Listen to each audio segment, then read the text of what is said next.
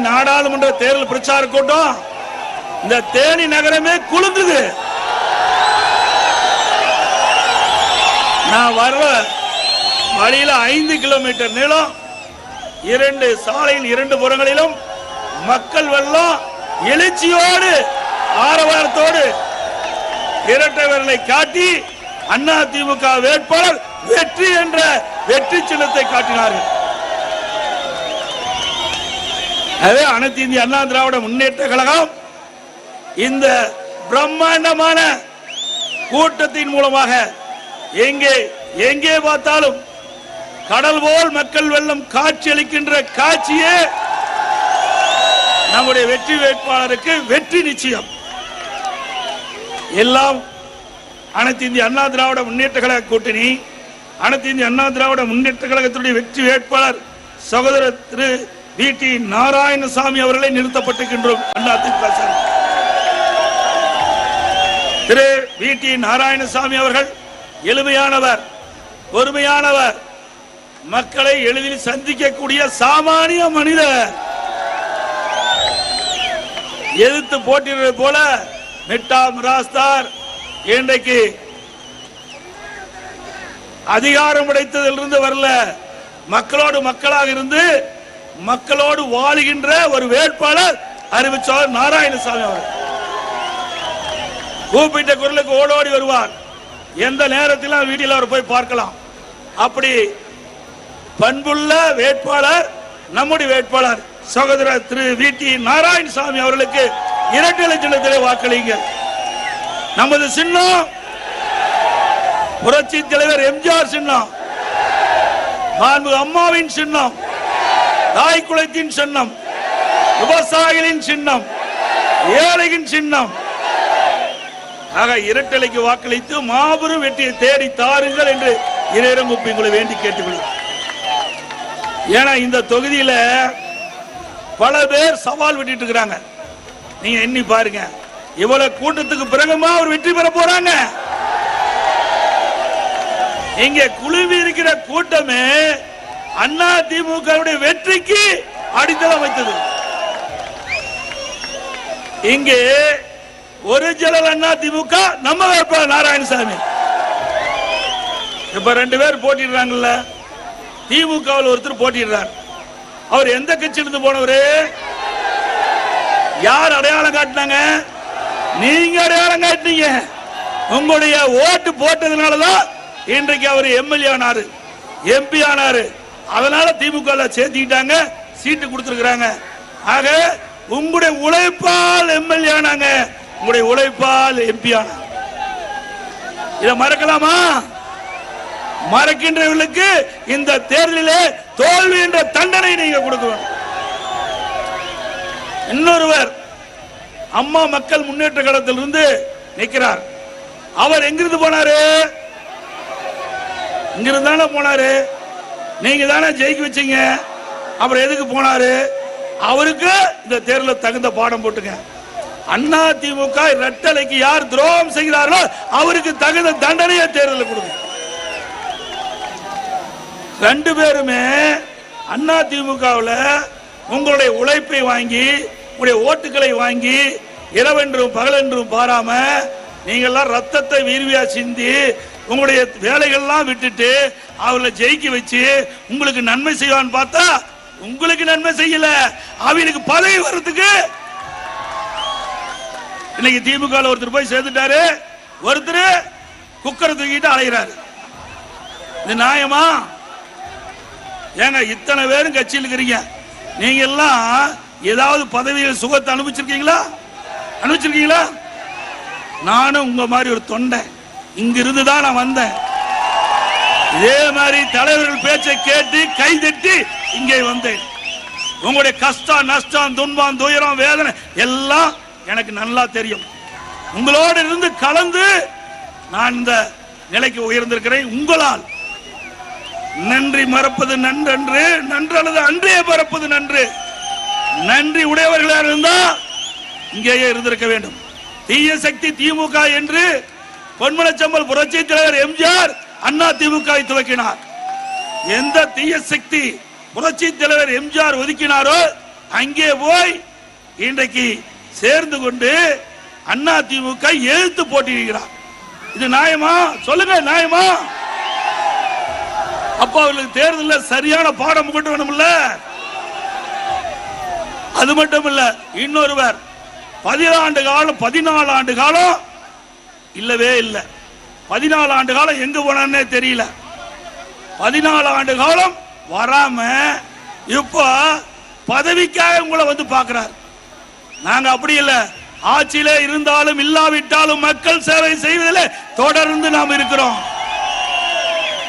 நீங்களா அப்படியா போனீங்க? நீங்களா அப்படி போனீங்களா? அப்படி எதிர்பார்த்தீங்களா? இந்த கட்சி தான் வேணும். பொன்மனச்செம்மல் புரட்சி தலைவர் எம்ஜிஆர் உருவாக்கிய கட்சி, அம்மா உயிரை கொடுத்து கட்டி காத்த கட்சி, இருவரும் தலைவர்கள் நமக்காக வாழ்ந்து மறைந்த தலைவர்கள் உருவாக்கிய கட்சியை நாம் காப்பாற்ற வேண்டும் என்று இங்கே என் முன் நின்று இன்றைக்கு வேகமாக இன்றைக்கு உங்களுடைய முகத்திலே ஆரவாரத்தோடு காட்சியளித்துக் கொண்டிருக்கின்றது. இதுதான் உண்மையான விசுவாசம். புரட்சி தலைவருக்கு புரட்சி தலைவர் எம்ஜிஆர் அவர்களுக்கும் மாண்பு அம்மா அவர்களுக்கும் காட்டுகின்ற உண்மையான விசுவாசிகள் இங்கே இருக்கின்றீர்கள். தன்னுடைய சுயநலத்திற்காக, அதிகாரத்திற்காக இன்றைக்கு கட்சி மாறி போனவர்கள் எங்கே இருந்தாலும் பொன்மனச்செம்மல் புரட்சி தலைவர் எம்ஜிஆர், இதயம் புரட்சி தலைவர் அம்மா, இருவரும் தலைவர்கள் அவர்களுக்கு உரிய தண்டனையை உங்கள் மூலம் தேர்தலிலே வழங்குவார்கள்.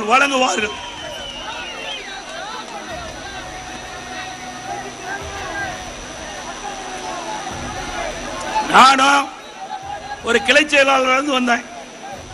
உங்களை போல கிளைக்கழகத்தில் சிலுவம்பாளையம் கிளை என்ற அந்த கிளையில் 1974ஆம் ஆண்டு நான் கல்லூரியில் படிக்கின்ற பொழுது புரட்சி தலைவர் எம்ஜிஆரால் ஈர்க்கப்பட்டு கிளைக்கழகத்தினுடைய செயலாளராக நான் பொறுப்பேற்று இன்று வரை கழகத்துக்கு சுமார் 50 ஆண்டு காலம் கட்சியில உழைத்து படிப்பு, ஒன்றிய பொறுப்பு, மாவட்ட பொறுப்பு, மாநில பொறுப்பு, எம்எல்ஏ, எம்பி, மந்திரி, உங்களால் முதலமைச்சர், உங்களால் பொதுச் செயலாளர். அதிமுகவிலே விசுவாசமாக இருந்தால் உங்களுடைய வீட்டு கதவை தட்டி ஆண்டவன் என்ற இருவரும் தலைவர்கள் உங்களுக்கு அருளாசியோடு பதவி வழங்குவாங்க. வேற எந்த கட்சியாவது கிடைக்குமா? வாங்க முடியுமா? நாராயணசாமி அதிமுக இருக்குங்காட்டி தான் அவருக்கு சீட்டு கிடைச்சது. இன்றைக்கு வேற கட்சியில சாதாரண ஒரு தொண்டனா, ஒரு பொறுப்பாளரோ வேட்பாளர் ஆக முடியுமா? நீங்க நம்ம வேட்பாளரையும் பாருங்க, திமுக வேட்பாளரையும் பாருங்க, பாரதிய ஜனதா கட்சி வேட்பாளரையும் பாருங்க. இந்த ஊடக நண்பர்கள்லாம் கேட்டாங்க, ஏங்க உங்க கட்சியில மூத்த தலைவர்கள் இல்லையானா? ஏன் மற்றவங்களுக்கு கொடுத்தா ஆகாதா? நீங்க நிக்கிறீங்களா ஆகாதா? நான் கேட்டேன், ஏன் இவரெல்லாம் உழைக்கலையா? ஒன்றிய செயலாளர், கட்சியில உழைக்கிறவங்க, கட்சிக்கு பாடுபடுறவங்க, கட்சிக்கு விசுவாசமா இருக்கிறவங்க, அவர்களுக்கு கொடுப்பதில் என்ன தவறு? என்ன ஏற்கனவே பிரபலமானவர் கொடுத்த என்ன பயன்? அவர் போய் பார்க்க முடியுமா? நாட்டு மக்களுக்காக போராடி திட்டங்களை வாங்கி தராங்களா? இல்லையே. அவருடைய சுய லாபத்திற்காக, அவருடைய சொந்த லாபத்திற்காக அவர்கள் தேர்தலில் போட்டியிட்டு அதிகாரத்துக்கு வந்து பயனடைவதற்காக போட்டியிடுகிறார்கள். நம்முடைய வேட்பாளர் அப்படி அல்ல. அனைத்து இந்திய அண்ணா திராவிட முன்னேற்ற கழக வேட்பாளர் மக்களுக்காக உழைப்பதற்காக போட்டியிடுகிறார்கள். ஆகவே இந்த தேர்தலில் பல விதமா பேசுறாங்க. ஒருத்தர் பேசுறாரு, தம்பி ராஜ்,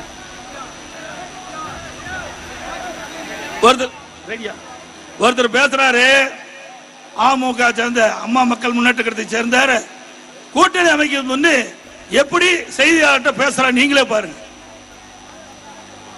நீங்களே எல்இடியில பாருங்க, அப்படியே கோருங்கப்பா, கொஞ்சம் எல்இடியில போடப்பா தம்பி, கொஞ்சம் அமைதியா இருக்கு. சொல்லுங்க அப்படின்னு சொல்லிட்டா எதுக்கு நாங்க போய் சூசைட் பண்ணிக்கிற களத்துல உழுவுறதுக்கு போக மாட்டாங்க. பிஜேபி நோட்டாவோட போட்டி போட்டுட்டு இருக்க கட்சியோட தமிழ்நாட்டுல, அவங்க டெல்லியில ஆளுங்கட்சியா இருக்கலாம், பெரிய கட்சியா இருக்கலாம், இங்க வந்து நோட்டாவோட போட்டி போடுற கட்சி. அதால உண்மை. அந்த கட்சியோட போய் நாங்க என்னமோ ஆள் அனுப்பணும், அதாவது பிஜேபியை அதாவது பல நாட்களுக்கு முன்பு தினகரனின் கட்சியை சேர்ந்த நிர்வாகிகள் அப்படிங்கிறாங்க. கரெக்டா? எந்த நிர்வாகி வந்தாரு சொல்லுங்க அப்படின்னு இருந்தா எதுக்கு நாங்க போய் சூசைட் பண்ணிக்கிற களத்துல உழுவுறதுக்கு போக மாட்டாங்க. பிஜேபி நோட்டாவோட போட்டி போட்டுட்டு இருக்க கட்சியோட தமிழ்நாட்டுல அவங்க டெல்லியில ஆளுங்கட்சியா இருக்கலாம், பெரிய கட்சியா இருக்கலாம், இங்க நோட்டாவோட போட்டி போடுற கட்சி. அதாவது உண்மை. அந்த கட்சியோட போய் நாங்க என்னமோ ஆள் அனுப்பணும். அதாவது பிஜேபியை அதாவது பல நாட்களுக்கு முன்பு தினகரனின் கட்சியை சேர்ந்த நிர்வாகிகள் அப்படிங்கிறாங்க. கரெக்டா? ஏங்க இப்படி சொல்லிட்டு இப்ப போய் கூட்டணி சேர்ந்திருக்காரு.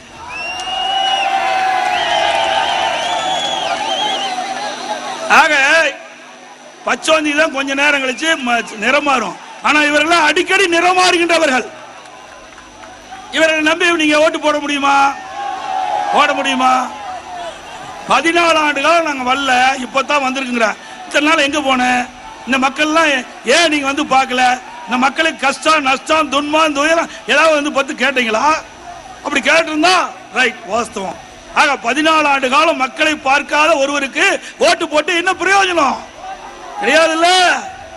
ஆக சிந்தித்து பார்க்க வேண்டும்.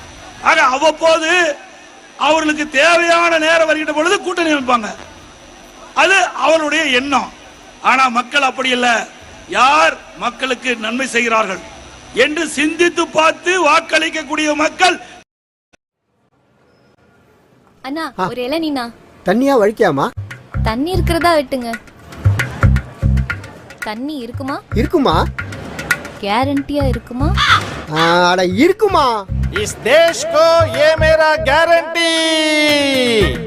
அங்க விட்டுருங்க, இங்க கேளுங்க. கேரண்டி வாரண்டிகளை இனியே நம்ப போறீங்களா? சிந்தித்து வாக்களியுங்க. இந்தியாவை காக்க ஸ்டாலின் அழைக்கிறேன். விவசாயிகள் நிறைந்த மாவட்டம், முழுக்க முழுக்க விவசாய பணிகள் நம்பித்தான் இந்த மக்களுடைய வாழ்க்கை தரமே வாழ்வாதாரமே இருந்து கொண்டிருக்கின்றது. அப்படி இந்த விவசாயத்தை நம்பி வாழ்கின்ற மக்களுக்கு மாண்புமிகு புரட்சி தலைவி அம்மா இருக்கின்ற பொழுது முல்லை பெரியார் அணை அதனுடைய நீர்மட்டம் 136 140 அடியா உயர்த்தினாங்க. அதுக்கு பிறகு உச்சநீதிமன்றம் அணையை பலப்படுத்தி அந்த 142 152 உயர்த்த வேணும். நான் முதலமைச்சர் இருந்த பொழுது உச்சநீதிமன்ற தீர்ப்பின்படி 142 152 உயர்த்துவதற்கு நாங்க டெண்டர் விட்டு பணிகள்லாம் துவக்கணும். ஆனா கேரள அரசாங்கம் நம்முடைய அதிகாரிகள் அந்த கரையோரமாக இருந்த அந்த முல்லை பெரியார் அணை நீர்த்தேக்கத்தில் கரை ஓரமாக இருந்த மரங்கள்லாம் வெட்டும் போது அவர்கள் மீது வழக்கு போட்டு வழக்கு நடக்குது. ஆக அனைத்து இந்திய அண்ணா திராவிட முன்னேற்ற கழகத்தை பொறுத்த வரைக்கும் இந்த தேனி மாவட்டம் இதோட இந்த தென் மாவட்டத்தில் 5 மாவட்டங்களுக்கு நீர் ஆதாரமாக இருப்பது முல்லை பெரியார் அணை. இந்த 5 மாவட்ட மக்களும் இந்த முல்லை பெரியார் அணையில் இருக்கிற நீரை நம்பித்தான் வாழ்ந்து கொண்டிருக்கின்றார்கள். குடிப்பதற்கு அதுதான், விவசாயத்திற்கு அதுதான். அதில் பிரதான கவனம் செலுத்தி அந்த முல்லை பெரியார் அணையினுடைய நீர்மட்டத்தை உயர்த்துவதற்கு அனைத்து இந்திய அண்ணா திராவிட முன்னேற்ற கழக அம்மா இருக்கின்ற பொழுதும் சரி, அம்மா மறைவுக்கு பிறகும் சரி, அண்ணா திமுக அரசு தொடர்ந்து சட்ட போராட்டம் நடத்தி வந்தது. ஆனால் விடியா திமுக அரசு வந்த பிறகு கிடப்பில போட்டாங்க.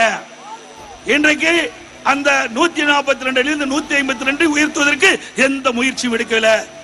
ஆக அனைத்து இந்திய அண்ணா திராவிட முன்னேற்ற கழக அரசு தான் இந்த தென் மாவட்டத்தில் இருக்கின்ற 5 மாவட்ட மக்களுடைய ஜீவாதாரமாக இருக்கின்ற முல்லை பெரியார் அணையுடைய நீரை இன்றைக்கு இந்த மக்களுக்கு வழங்குவதற்கு தொடர்ந்து போராடி வருகிறது என்பதை இந்த நேரத்தில் தெரிவிக்க விரும்புகின்றேன். அது மட்டுமல்ல, இன்றைக்கு இந்த அணையை கட்டினவர் பென்னி குயிக், அணையை கட்டினவர் பென்னி குயிக், இங்கிலாந்து நாட்டை சேர்ந்தவர். இந்த மக்களுக்கு அவருடைய சொந்த பணத்தை கொண்டு வந்து முல்லை பெரியார் அணை கட்டி உங்களுக்கு வாழ்வளித்த மா மனிதர் பென்னி குயிக் அவர்கள். அவரை கடவுள் போல் நாம் வணங்கி தொழ வேண்டும். என்று சொன்னால் நான் ஏற்கனவே சொன்னேன், ஒரு நன்றி செஞ்சா அதை வாழ்நாள் முழுவதும் மறக்க கூடாது. நமக்கு வாழ்வு கொடுத்தவர் பென்னி குயிக். அப்படிப்பட்ட அந்த பென்னி குயிக்கு இதே புரட்சி தலைவி அம்மாவர் மணிமண்டபம் கட்டி அழகு பார்த்த தலைவி புரட்சி தலைவி அம்மா. அதோட இன்றைய தினம் திரு ஸ்டாலின் போற பக்கம் பேசுறார். இந்தியா கூட்டணி இந்தியா கூட்டணிங்கிறார். நீங்க ஒரு அழகா சொல்லலாம், இந்தியாவை காக்க ஸ்டாலின் அழைக்கிறார், இந்தியாவை காக்க ஸ்டாலின் அழைக்கிறார். தினந்தோறும் பத்திரிகையில் வருது. இது என்ன நாம வருதுன்னா, கூரை ஏறி கோழி பிடிக்க தெரியாதவன் வானம் கிழித்து வைகுண்டம் போன கதையா இருக்குது. இங்கேயே கிழிக்க முடியல. இவரு ஸ்டாலின் அழைக்கிறார் இந்தியாவை காக்க. எவ்வளவு வேடிக்கையா இருக்குது பாருங்க. ஏன்னா இந்தியா கூட்டணி அமைப்பதற்கு திரு ஸ்டாலின் அவர்களுக்கு தமிழகத்தில் செல்வாக்கு இழந்துட்டார். இந்த செல்வாக்கு இழந்த இந்த நேரத்தில் இந்தியா கூட்டணி என்ற ஒரு அமைப்பை ஏற்படுத்தி அதன் மூலமாக மக்களை ஏமாற்றி வாக்குகளை பெற்று மத்தியிலே ஆட்சி அதிகாரத்துக்கு வந்து கொள்ளையடிப்பதற்காக இன்றைக்கு முயற்சி செய்கிறார். அதற்கு முற்றுப்புள்ளி வைக்கின்ற தேர்தலாக இந்த தேர்தல் நீங்கள் நல்ல தீர்ப்பை வழங்க வேண்டும். அதோட இன்றைக்கு அனைத்து இந்திய அண்ணா திராவிட முன்னேற்ற கழக அரசு இருக்கின்ற பொழுது பல்வேறு திட்டங்களை நாங்கள் கொண்டு வந்தோம். எண்ணற்ற திட்டங்களை கொண்டு வந்தோம்.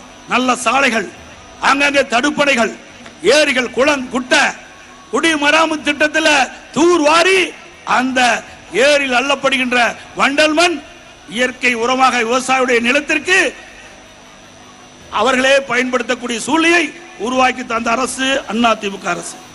அதே போல ஏழைகளுக்கு பசு வீடுகள் கொடுத்தோம், அதையும் நிறுத்திட்டாங்க. மீண்டும் அதிமுக ஆட்சி உங்கள் மூலம் மலரும் 2026.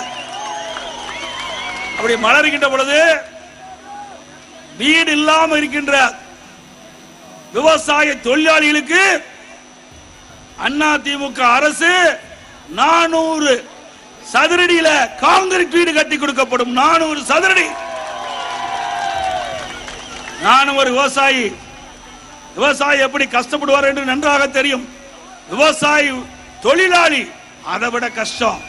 வெயிலையும் மழையிலையும் இரவும் பகலும் பாராம ரத்தத்தை விரைவியாக மண்ணிலே சிந்தி உழைத்து நாட்டு மக்களுக்கு உணவளிக்கக்கூடிய அந்த விவசாயி, விவசாயி தொழிலாளி இரண்டு பேரும் இரண்டு கண்ணில் இமை காப்பதை போல அதிமுக அரசு காக்கும். திரு ஸ்டாலின் இதுவரைக்கும் எந்த கூட்டத்திலையும் விவசாயத்தை பத்தி பேசல, விவசாயிகளை பத்தி பேசல, விவசாய தொழிலாளி பத்தி பேசல. நாட்டில் 65% விவசாயி, விவசாய தொழிலாளி. இந்த 65% விவசாயி, விவசாய தொழிலாளியுடைய நலன் அக்கறை இல்லாத ஒரு அரசாங்கம் என்று சொன்னால், இன்று வரை எந்த ஒரு பொதுக்கூட்டத்திலும் தேர்தல் பிரச்சார கூட்டத்திலே இந்த விவசாயிகளை பற்றி, விவசாய தொழிலாளி பற்றி பேசாத ஒரே முதலமைச்சர் தமிழ்நாடு முதலமைச்சர் ஸ்டாலின். ஆக மக்கள் விரோத ஆட்சி நடத்துகின்ற ஸ்டாலின் விவசாயிகளுக்கு விரோதமாக செயல்பட்டுக் கொண்டிருக்கின்றார் என்று நீங்கள் எண்ணி பார்க்க வேண்டும். அதே வேளையில் அனைத்து இந்திய அண்ணா திராவிட முன்னேற்ற கழகத்தை பொறுத்த வரைக்கும் விவசாயிகளுக்கு ஏராளமான நன்மைகளை நாங்கள் செய்திருக்கின்றோம்.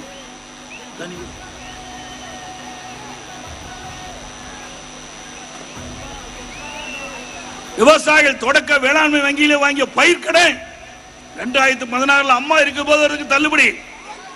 கொரோனாவுக்கு பிறகு என்னிடத்தில் விவசாயிகள் கோரிக்கை வச்சாங்க. அந்த கோரிக்கை ஏற்று விவசாயிகள் தொடக்க வேளாண் கடன் சங்கத்திலே பெற்ற பயிர்க்கடன் 12,110 கோடி தள்ளுபடி செஞ்சோம்.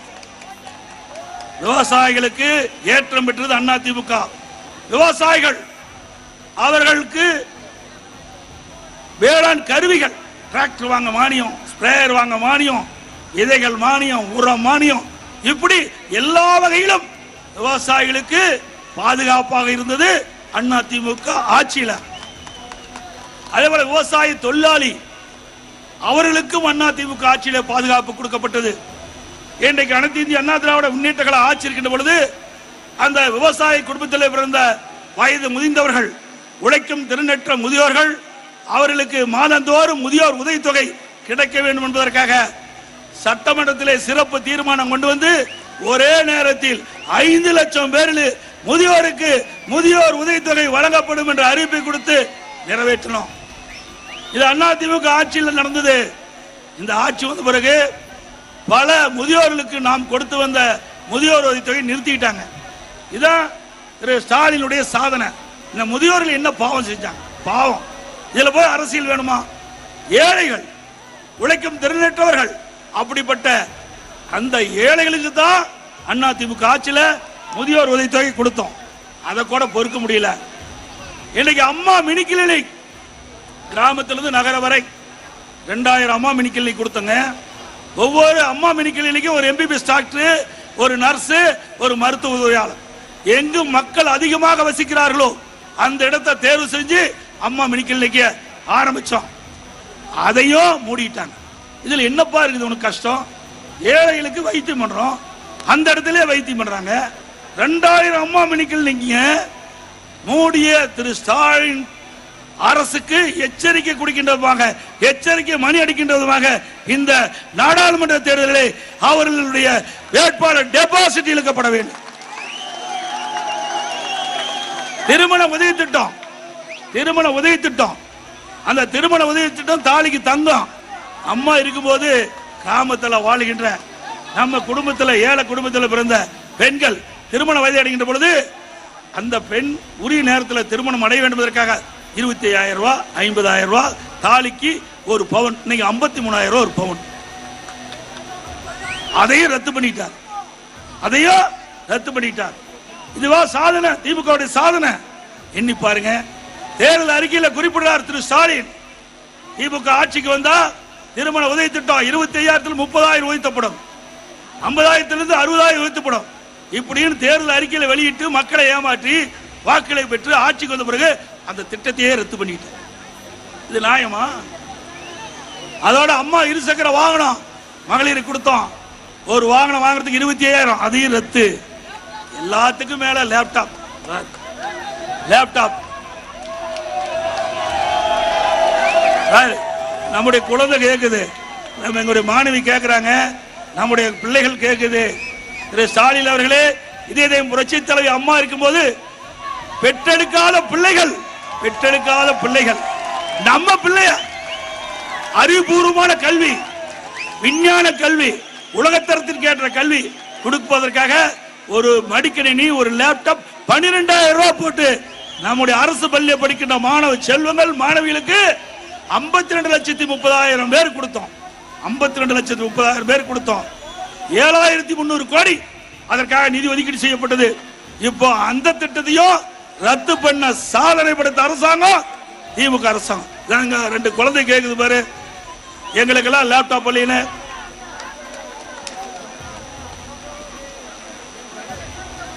மீண்டும் அம்மாவுடைய அரசு அமையும், லேப்டாப் கொடுக்கப்படும். நீங்க எல்லாமே இந்த 3 வருஷமா லேப்டாப் கொடுக்கல, மடிக்கணினி கொடுக்கல. நீங்க எல்லாத்துக்கிட்டையும் போய் சொல்ல வேணும், இந்த விடியா திமுக அரசுக்கு ஒரு நல்ல பாடத்தை இந்த தேர்தலில் புகட்ட வேண்டும். இந்த லேப்டாப் கிடைக்காத குடும்பத்தை சேர்ந்தவர்கள், மாணவ செல்வங்கள், எங்களுடைய திட்டத்தை பறித்த திமுக அரசுக்கு ஒரு தகுந்த பாடத்தை புகட்டுகின்ற விதமாக வருகின்ற நாடாளுமன்ற தேர்தலில் 2 லட்சத்துக்கு வாக்களித்து அவருடைய வேட்பாளரை டெபாசிட் செய்ய வேண்டும். அது மட்டுமல்ல, இன்றைய தினம் விலைவாசி விண்ணை முட்டுகின்ற அளவுக்கு உயர்ந்து போச்சு. நேற்று இன்னைக்கு காலையில் போனோம், மதுரையில் நம்முடைய முக்கிய நிர்வாகிகள், முன்னாள் அமைச்சரை அழைச்சிட்டு போனாங்க. அந்த மார்க்கெட்டில் போய் பார்த்தோம். அங்க எல்லா தானியம் விற்கிறாங்க, எல்லா உணவுப் பொருள் விற்கும் போது நான் கேட்டேன். அந்த கடைக்காரரை கேட்கும்போது அவர் சொன்னார், 40% ஏறி போச்சுங்க, எல்லா பொருளும் 40% ஏறி போச்சுன்னு அவர் சொன்னார். எல்லா தொலைக்காட்சியிலும் அதை எடுத்தாங்க. ஆக திராவிட முன்னேற்ற கழகம் ஆட்சிக்கு வந்து இந்த உணவுப் பொருட்கள், அத்தியாவசிய உணவுப் பொருட்கள் அத்தனை 40% ஏறி போச்சு. அரிசி கிலோவுக்கு 15 ரூபாய் ஏறி போச்சு. ஸ்டாலின் கேட்டா சொல்லுங்க பார்க்கலாம், தெரியுமான்னு? கொல்லுக்கும் எள்ளுக்கும் வித்தியாசம் தெரியாத ஒரு முதலமைச்சராக இருக்கிறார். அவர் காட்டுக்கு பார்க்கலாம், ஒரு 10 தானியத்தை எடுத்துட்டு போய் இது என்னென்ன பேரு சொல்லுங்க பார்க்கலாம். ஒரு 10 தானியத்தை எடுத்துட்டு போய் இது என்ன தானி, இது என்ன தானின்னு அவர் சொல்லுங்க பார்க்கலாம். ஆனா நம்ம பத்தி சொல்றாரு, பச்சை பொய் பேசுற, பச்சை துண்டு பழனிசாமி பேசுறாரு. திரு ஸ்டாலின் அவர்களே, நீங்கள் தான் பச்சை பொய் சொல்லிட்டு இருக்கிறீங்க, நாட்டு மக்களை ஏமாற்றி கொண்டிருக்கிறீர்கள். அதிமுக அரசு விவசாயிகளை காத்துக் கொண்டிருக்கிறது. விவசாயிகள் பம்பு செட்டுக்கு 24 மணி நேரம் மும்முனை மின்சாரம் கொடுத்தது அதிமுக அரசு. விவசாய பம்பு செட்டுகளுக்கு மானியத்தில் பம்பு செட் வாங்கி கொடுத்தோம். இப்படி ஏராளமான திட்டங்களை கொடுத்த விவசாயிகளுக்கு. அது மட்டும் இல்லாம விவசாய தொழிலாளிகளுக்கு கறவை மாடுகள் கொடுத்தோம், ஆடு கொடுத்தோம், கோழி கொடுத்தோம். எல்லாமே நிறுத்திட்டாங்க, எல்லாமே நிறுத்திட்டாங்க. சிந்திச்சு பாருங்க, நம்ம கறவை மாடு கொடுக்குறது உனக்கு என்னையா கஷ்டம்? அது ஏழை விவசாய தொழிலாளி, பெண் தொழிலாளி கொடுக்கிறோம். ஆடு கொடுக்கிறோம், அதுல உனக்கு என்ன அரசியல் கால் பிடிச்சு? கடைசியில கோழி நான் கொடுத்தேன். நான் விவசாயி, இன்னைக்கும் ஆடு வளர்த்துறோம், பசுமாடு வளர்த்துறோம், கோழி வளர்த்துறோம். இதெல்லாம் விவசாய உபதொழில். அது தெரிஞ்சா தானே அவருக்கு. ஒண்ணுமே தெரியாத பொம்மை முதலமைச்சர் இந்த நாட்டை ஆண்டு கொண்டிருக்கின்றார். விவசாயி, விவசாய தொழிலாளி பத்தி ஒன்னும் தெரியாது. தெரியல, கேட்டு தெரிஞ்சாவது அதை நடைமுறைப்படுத்தப்பா. அற்புதமான திட்டம் அம்மா கூட வந்தாங்க, அதையும் நிறுத்திட்டீங்க. நான் வந்து அமெரிக்கா போயிருந்தேன், பஃபலோ பால் பண்ணைக்கு போயிருந்தேன்.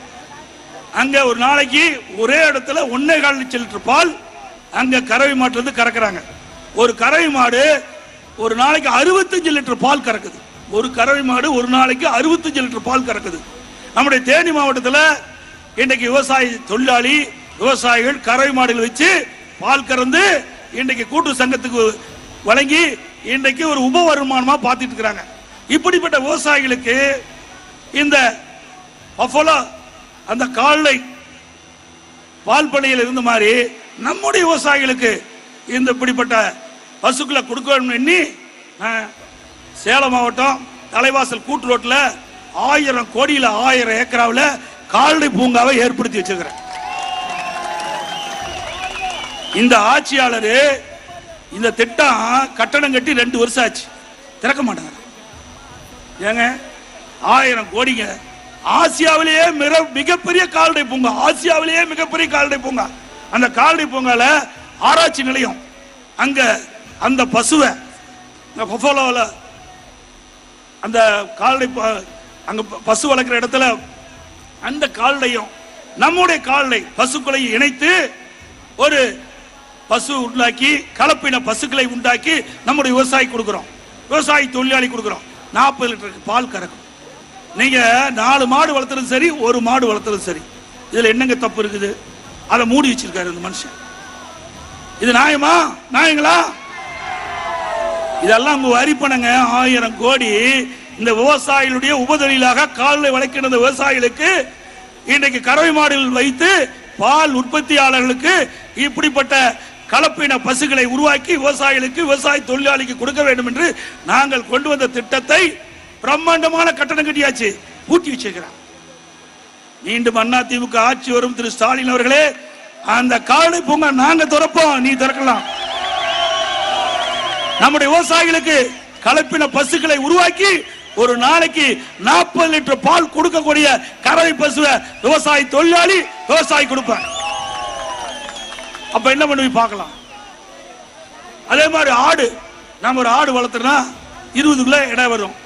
ஒரு வருஷம் வளர்த்தனா, இதே ஆராய்ச்சி நிலையத்திலிருந்து கொடுக்கப்பட்ட ஆடு ஒரு வருஷம் வளர்த்தனா 40 கிலோ எடை கிடைக்கும், 40 கிலோ எடை வரும். அந்த ஆராய்ச்சி நிலையத்தில் கலப்பின ஆடுகளை வளர்த்தி நம்முடைய விவசாய தொழிலாளிக்கு விவசாயி கொடுத்து அவர்கள் லாபம் பெறுவாங்க. இப்படி அற்புதமான திட்டத்தை கொண்டு வந்த அரசாங்கம் அதிமுக அரசாங்கம். அதை விட நம்முடைய விவசாயிகள் எல்லாம் கால்நடை வளர்த்துறீங்க. இன்னைக்கு காங்கிங்கால வளர்த்துறீங்க. காங்கிங்கால வளர்த்தனா காங்கிங்காலைக்கு கிடரிக்கணும் வேணா கிடரிக்கணும், காலக்கண்ணு வேணா காலக்கண்ணு. அது மாதிரி சிந்து மாடு வளர்த்துறீங்க. சிந்து மாட்டுக்கு உங்களுக்கு காளைக்கல்லு காளைக்கன்று வேணும்னா விருப்பப்பட்டா காளைக்கன்று, கிடரிக்கன்று வேணும்னா கிடரிக்கன்று. அப்படி அப்படி பசு என்ன கன்றுக்குட்டி வேண்டும் என்று விவசாயிகள் விருப்பப்படுறாங்களோ அப்படி அந்த பசுகளை உருவாக்க, அந்த கன்றுகளை உருவாக்கக்கூடிய ஆராய்ச்சி நிலையத்தை நான் ஏற்படுத்தினேன். அதையும் முடக்கி வச்சிருக்கிறேன். இது என்னங்க தப்பு? நான் ஒரு விவசாயி இருக்கின்ற காரணத்தால இன்றைக்கு நாம வந்து பசு வளர்த்திட்டு இருக்கிறோம், கலப்பின பசு வளர்த்திட்டு இருக்கிறோம், சிந்து மாடை வளர்த்திட்டு இருக்கிறோம். இன்னைக்கு கிடரி கன்று போட்டா நமக்கு அது மீண்டும் வளர்ந்து கறவை கூட பால் கொடுக்கும். ஆக இதே காளை கன்று போட்டா அதுக்கு நமக்கு பயன் இல்லை. அப்படி அந்த விவசாயிகள் விருப்பப்படி கன்றை ஈண்டு கொடுக்க கிடையாது. ஆராய்ச்சி நிலையத்தை கொண்டு வந்த அரசாங்கம் அதிமுக அரசாங்கம். இதெல்லாம் உங்களுக்கு தெரியுமா? இப்படி ஒண்ணுமே தெரியாத ஒரு முதலமைச்சருங்க. அது மட்டும் இல்ல, இன்னைக்கு விவசாயிகள் பல வகையில பாதிக்கப்படுறாங்க. நீங்க பாத்தீங்கன்னா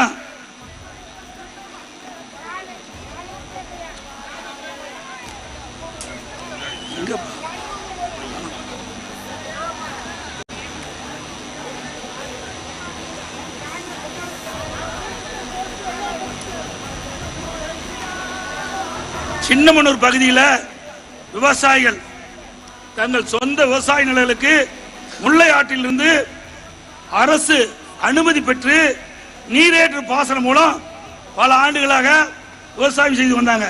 இந்த விடியா திமுக அரசு வந்த பிறகு எந்த ஒரு அறிவிப்பும் இல்லாம நீரேற்று பாசன குழாய்கள்லாம் உடைச்செறிஞ்சு பல்லாயிரக்கணக்கான ஏக்கர் நிலங்கள் வறண்டு போகின்ற சூழ்நிலையை உருவாக்கி கொடுத்த அரசாங்கம் இந்த அரசாங்கம்.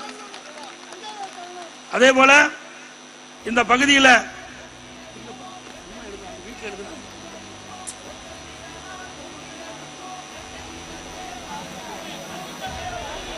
பெரியார் வாய்க்கால் குள்ளப்பகவனம்பட்டி வழியாக 30 கிராமம் பயன்பெறும் வகையில் நீரேற்று பாசனம் மூலமாக தண்ணீர் கொண்டு வருவதற்கு அதிமுக அரசு நடவடிக்கை எடுத்திருந்தது.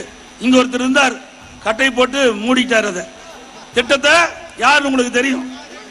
அந்த திட்டம் நிறைவேறியிருந்தா இந்த பகுதியில் 30 கிராமத்தில் இருக்கின்ற 67 குளங்கள் நீர் நிரப்பப்பட்டிருக்கும். அதுவும் போச்சு.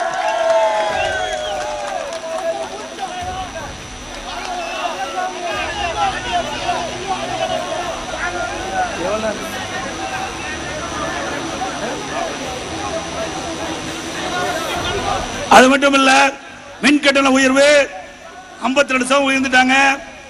வீட்டு வரி உயர்வு, கடை வரி உயர்வு, எல்லாத்துக்கும் மேல போதைப் பொருள் எங்க பார்த்தாலும் விற்பனை, சட்ட ஒழுங்கு சீர்கெட்டு போச்சு. இன்னைக்கு மக்களுக்கு பாதுகாப்பு இல்ல. இப்படி ஒரு திறமையற்ற அரசாங்கம் தமிழ்நாட்டில் நடந்து கொண்டிருக்கின்றது. மத்தியில 38 எம்பி இருக்கிறாங்க. திமுக கூட்டணி கட்சி சேர்ந்தவங்க. என்ன திட்டத்தை இந்த தமிழ்நாட்டு மக்களுக்கு கொண்டு வந்தாங்க சிந்திச்சு பாருங்க. ஏதாவது கொண்டு வந்திருக்காங்களா? அண்ணா திமுக ஆட்சி இருக்கின்ற பொழுது காவிரி நதிநீர் பிரச்சனை வந்த போது நம்முடைய உரிமைக்காக நாடாளுமன்ற உறுப்பினர் அதிமுக நாடாளுமன்ற உறுப்பினர் 22 நாட்கள் நாடாளுமன்றத்தில் முடக்கி வச்சாங்க. செயல்படவே விடல. அதிமுக காருக்கு தில்லு திராணி தெம்பு இருந்தது. அதை நிறைவேற்றணும். இன்னைக்கு சொல்றாரு ஸ்டாலின், எடப்பாடி பழனிசாமி மோடி கண்டு பயந்துட்டு இருக்காரு, பாரதிய ஜனதா கட்சி கண்டு பயந்துட்டு இருக்காரு. திரு ஸ்டாலின் அவர்களே, உங்களை போல் கோலை அல்ல அதிமுக. அனைத்து இந்திய அண்ணா திராவிட முன்னேற்ற கழகத்தை சேர்ந்த நிர்வாகி தொண்டன், இன்றைக்கு உழைப்பாளி, வீரமிக்கவன். இந்த பகுதியெல்லாம் ஜல்லிக்கட்டு அதிகமா நடக்குது. இன்னைக்கு ஜல்லிக்கட்டு வீரர்கள் நிறைந்த பகுதி, ஜல்லிக்கட்டு காளைகள் நிறைந்த பகுதி. அப்படி வீர விளையாட்டில் ஈடுபட்டிருக்கின்ற இந்த புண்ணிய பூமியில ஸ்டாலின் அவர்களே வேண்டும் என்று திட்டமிட்டு உண்மைக்கு புறமான செய்திகளை தொடர்ந்து பேசி உண்மையாக்கலாம் என்று நினைத்து விடாதீர்கள். இன்னைக்கு கிராமத்தில் ஒரு பழமொழி சொல்லுவாங்க, பொய்ய திருப்பி திருப்பி பேசினா மெய்ய திருன்னு முழிக்குமா. பொய்ய திருப்பி திருப்பி பேசினா மெய்யினா உண்மை திருன்னு முழிக்குமா. அப்படி ஸ்டாலின் திட்டம் போட்டு அதிமுக மீது தொடர்ந்து பொய்யான செய்தி சொல்லி உண்மையாக்க பார்க்கிறாங்க. ஒருபோதும் நடக்காது. ஸ்டாலின் அவர்களே, எங்களை பொறுத்த வரைக்கும் தமிழ்நாட்டு மக்கள் ஏதாவது தீங்கு ஏற்பட்டால், தமிழ்நாட்டு மக்களுக்கு ஏதாவது பாதிப்படைந்தால், அது மக்களுக்காக இருந்தாலும் சரி, விவசாயிகளுக்காக இருந்தாலும் சரி, பாதிப்பு ஏற்பட்டால் எதிர்க்கக்கூடிய, அதை எதிர்த்து முறியடிக்கக்கூடிய சக்தி படைத்த கட்சி அதிமுக கட்சி. அது பாரதிய ஜனதா இல்ல, எந்த அரசாங்கம் வந்தாலும் அதை எதிர்த்து முறியடிக்கின்ற சக்தி படைத்த கட்சி அதிமுக கட்சி. ஸ்டாலின் அவர்களே, உங்களை போல் எதிர்கட்சியா இருக்கின்ற பொழுது கோ பேக் மோடியுங்க, கருப்பு பல் விடுவீங்க, கருப்பு கடி காட்டுவீங்க. ஆளுங்கட்சி வந்த பிறகு வெல்கம் மோடியுங்க. ஒரு நிகழ்ச்சிக்கு பிரதமர் வருவார், அரசு நிகழ்ச்சிக்கு. அப்ப ஸ்டாலின் அங்க போறார். அங்க போகும்போது கருப்பு கொடை கொண்டாந்துட்டாங்க. கருப்பு கொடை கொண்டாதப்பா, அதை அவர் கோச்சுக்காரு அப்படின்னு வெள்ளை கொடை கொண்டாந்து அவர் பாரத பிரதமர் குடிப்பார். அப்படிப்பட்ட ஸ்டாலின் எங்களை பத்தி பேசுறதுக்கு என்ன தகுதி இருக்குது? ஸ்டாலின் அவர்களே, அதிமுக பொறுத்த வரைக்கும் எதை எதிர்க்கணுமோ அதை எதிர்ப்போம், எதை வரவேற்குமோ அதை வரவேற்போம். அது அதிமுக நிலைப்பாடு. பொன்மனச்சம்பல் புரட்சி தலைவர் எம்ஜிஆர் காலத்திலும் அப்படித்தான், அம்மா காலத்திலும் அப்படித்தான், அம்மாவுக்கு பிறகு அம்மாவுடைய அரசு அப்படித்தான் செயல்படும். அதை நீங்கள் எப்படி வேணாலும் பேசலாம், அதை பற்றி எங்களுக்கு கவலை இல்லை. என்னுடைய மனசாட்சிப்படி நாங்கள் நடப்போம். அதிமுகவை எந்த கொம்பனாலும் தொட்டு கூட பார்க்க முடியாது. உங்களை போல நான் தலைவன் சொல்ல, நான் ஒரு தொண்டனா இருக்கிறேன். எனக்கு அம்மா சொன்னாங்க, எனக்கு பின்னாலும் அதிமுக 100 ஆண்டு காலம் தொடரும் என்று சொன்னாங்க. உங்களுடைய ஆசிரியோடு எனக்கு பொதுச்சாளர் கொடுத்திருக்கிறீங்க. எனக்கு பின்னால் இங்க இருக்கிற யாரோ ஒருத்தர் வருவாங்க. இது தனிப்பட்ட ஒருவருக்கு சொந்தம் அல்ல. 2 கோடி தொண்டனுக்கு சொந்தமான கட்சி அதிமுக கட்சி. 2 கோடி தொண்டனுக்கு சொந்தமான கட்சி அதிமுக கட்சி. திரு ஸ்டாலின் அவர்களே, உங்களை போல வாரிசு அரசியல் செய்கிற கட்சி அல்ல. சில பேர் இந்த கட்சியை அபகரிக்க பார்த்தாங்க. அதை தொண்டர் துணை கொண்டு கட்சியை காப்பாற்றினோம். அத்தனை தொண்டரும் அதிமுகவை காக்க வேண்டும் என்று ஒரு அணியாக திரண்ட காரணத்தினாலே இன்றைக்கு அதிமுக தமிழ்நாட்டிலே ஒரு பிரதான எதிர்க்கட்சியாக இருந்து கொண்டிருக்கின்றது. இன்றைக்கு 2020 நடைபெறுகின்ற நாடாளுமன்ற தேர்தலில் அனைத்து இந்திய அண்ணா திராவிட முன்னேற்ற கழக வேட்பாளர், கூட்டணி வேட்பாளர் தமிழ்நாட்டில் இருக்கிற 39, பாண்டிச்சேரி 1, 40 இடங்களில் வெல்லும் வெல்லும் வெல்லும். அதோட நான் முதலமைச்சர் இருந்த பொழுது 2018-19 அரசு பள்ளியை படிக்கின்ற 41% மாணவர்கள், அதாவது 3,80,000 பேர் அரசு பள்ளியை படிக்கிறாங்க. தேனி மாவட்டம் என்று சொன்னால் கிராமம் நிறைந்த பகுதி, ஏழை மக்கள் நிறைந்த பகுதி. அதிகம் பேர் இன்னைக்கு அரசு பள்ளி தான் படிக்கிறாங்க. அப்படி அரசு பள்ளியை படிக்கின்ற மாணவ செல்வங்கள் நீட்ல வெறும் 9 பேர் தான் பாஸ் பண்ணாங்க. மெடிக்கல் காலேஜுக்கு போனாங்க, மெடிக்கலுக்கு போனாங்க. நான் எண்ணி பார்த்தேன். நானும் அரசாங்க பள்ளியில் 7.5% உள் இடஒதுக்கீடை கொண்டு வந்து சட்டம் இயற்றப்பட்டு அமல்படுத்தப்பட்டு அந்த அரசு பள்ளியை படிக்கின்ற 41% மாணவர்கள் இன்றைக்கு 2160 பேர் இன்றைக்கு எம்பிபிஎஸ் படிக்கிறாங்க, பல் மருத்துவ படிக்கிறாங்க.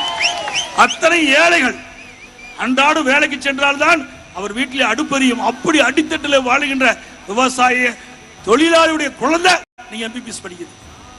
இன்றைக்கு சலவை தொழிலாளியுடைய குழந்தை எம்பிபிஎஸ் படிக்கிறது, நெசவு தொழிலாளியுடைய குழந்தை எம்பிபிஎஸ் படிக்குது. இதெல்லாம் முடிய. அது மட்டும் இல்ல, இந்த இடஒதுக்கீட்டில் இடம் கிடைச்சவங்க மருத்துவக் கல்வி படிப்பதற்கு பணம் கட்ட வேணும், கல்வி கட்டணம் கட்ட வேணும். அவைதான் ஏழையாச்ச. கல்வி கட்டணம் கட்ட முடியல. கவனத்துக்கு வந்தவுடன் அந்த கல்வி கட்டணத்தை அரசாங்கமே செலுத்தும் என்று உத்தரவை போட்டு ₹1 செலவு இல்லாம அரசு பள்ளியை படிக்கின்ற ஏழை எளிய மாணவ மாணவிகள் இன்றைக்கு எம்பிபிஎஸ் டாக்டரா படிக்கிறாங்க, பல் மருத்துவரா படிக்கிறாங்க. இப்படி ஏதாவது ஒரு திட்டமாவது உங்களுடைய ஆட்சியில கொண்டு வந்திருக்கிறியா? இல்லையே. இதேதான் புரட்சி தலைவி அம்மா இருக்கின்ற பொழுது இந்த மாவட்டத்தில் ஏராளமான திட்டங்களை கொண்டு வந்து நிறைவேற்றிருக்கிறாங்க. அதுல சிலவற்றை இந்த நேரத்தில் குறிப்பிட விரும்புகிறேன். வீட்டு வசதி வாரியத்தின் மூலம் 4000 வீடுகள் கட்டி கொடுக்கும். தேனி அரசு மருத்துவக் கல்லூரி அதிமுக ஆட்சி தான் கொண்டு வரும். ஓடி பொறியியல் கல்லூரி அதிமுக ஆட்சியில், வீரபாண்டி சட்டக்கல்லூரி அதிமுக ஆட்சியில், வீரபாண்டி அரசு கலெக்டர் கல்லூரி மற்றும் ஆராய்ச்சி பல்கலைக்கழகம் அதிமுக ஆட்சியில் கொண்டு வரப்பட்டது. ஆண்டிப்பட்டி மற்றும் போடி நாய்க்கில் உள்ள தொழிற்பயிற்சி பள்ளி அதிமுக, பெரியகுளம் மற்றும் வீரபாண்டியில நர்சிங் கல்லூரி அதிமுக, உசிலம்பட்டி நகர் பகுதியில் கல்வி தந்தை தேவர் மூக்கையா தேவர் அவர்களுக்கு வெண்கல திருவுளச்சி அமைச்சது அதிமுக.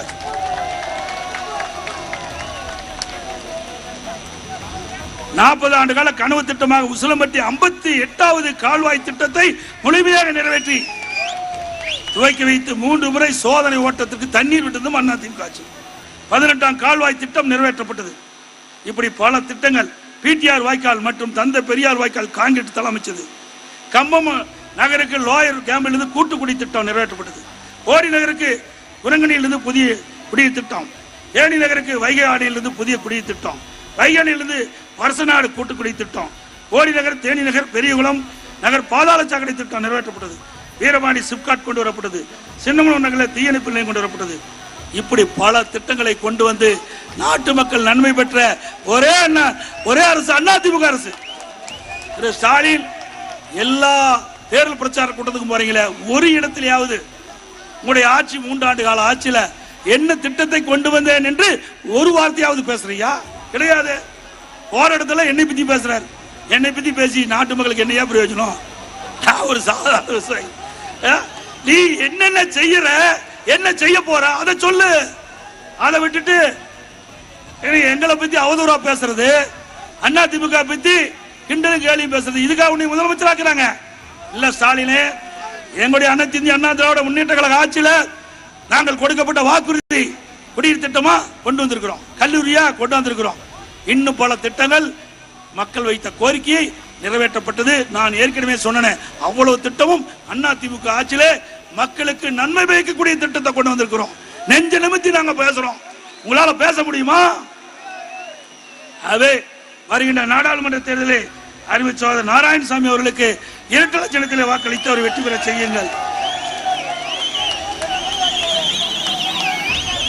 தமிழர் உரிமை மீட்போம், தமிழ்நாடு காப்போம். தமிழர் உரிமை மீட்போம், தமிழ்நாடு காப்போம். நான் சொல்றத அப்படியே உரத்த குரல் சொல்லுங்க. ஒற்றை விரலால் ஓங்கி அடிப்போம், ஒற்றை விரலால் ஓங்கி அடிப்போம், ஒற்றை விரலால் ஓங்கி அடிப்போம். விடியா திமுக ஆட்சியை வீட்டுக்கு அனுப்புவோம், விடியா திமுக ஆட்சியை வீட்டுக்கு அனுப்புவோம். வாக்களிப்போம் இரட்டை இலக்கே, வாக்களிப்போம் இரட்டை இலக்கே. நன்றி, வணக்கம்.